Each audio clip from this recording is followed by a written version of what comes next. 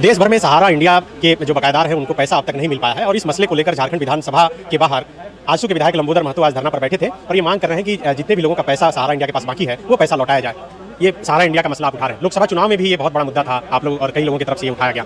कैसे लग रहा है कि इसका समाधान होगा? देखिए, निश्चित रूप से अगर हम पूरे देश की बात करें और राज्य की बात करें या अपने क्षेत्र की बात करें, एक उदाहरण है कि हम सिर्फ मेरे विधानसभा क्षेत्र में गोमिया रीजन का बात कर रहे हैं। गोमिया रीजन में 512 करोड़ रुपये लोगों का डूबा हुआ है, अर्थात जिनका आरडी में जमा है, सेविंग अकाउंट में जमा हुआ है, डिफरेंट बोर्ड्स में जिनका मेच्योर हो गया वो राशि भुगतान नहीं हो रहा।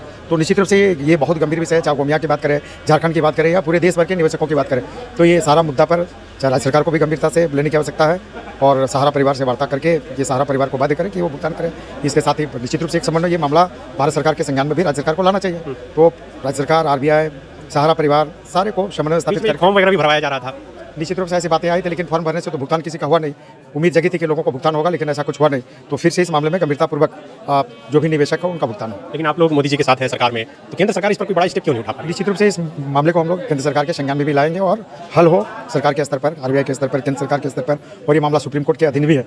तो हर एक प्लेटफॉर्म पर जहाँ भी यह है, इसका निश्चित रूप से जल्द इसका रास्ता निकले और निवेशकों का भुगतान हो। इस दिशा में सबको सक्रिय होना होगा। दिल्ली में कई बड़े नेताओं से आपकी मुलाकात होती रही है, कभी बातचीत हो पाई इस पर कि अभी ये उठाना शुरू किया? नहीं, निश्चित ऐसा नहीं है। इस मामले को लेकर आप देखोगे कि हम लोग पहले भी सड़क से सदन तक गंभीर रहे और इस सदन में भी आया, कई जगह पर हम लोगों ने इस मामले को उठाया और आगे भी उठाते रहेंगे। अच्छा, एक आखिरी सवाल, अभी हाल के दिनों में ये चर्चा है कि जयराम महतो अलायंस कर सकते हैं बीजेपी से, क्या इस बात को लेकर आप लोगों को कोई जानकारी है? देखिए, क्या है ना कि सब बातें मीडिया में ही है। कौन क्या करेगा, कौन कहाँ जाएगा, किसको गठबंधन करना है, किसको नहीं करना है, हर पार्टी का अपना अपना निर्णय है। तो कोई भी कहीं जा सकता है। लोकतंत्र और प्रजातंत्र में तो हर व्यक्ति की आज़ादी है, कोई भी कहीं जा सकता है, किसी के साथ गठबंधन कर सकता है, अकेले लड़ सकता है। ये उनके आंतरिक और अपनी इच्छा पर डिपेंड करता है।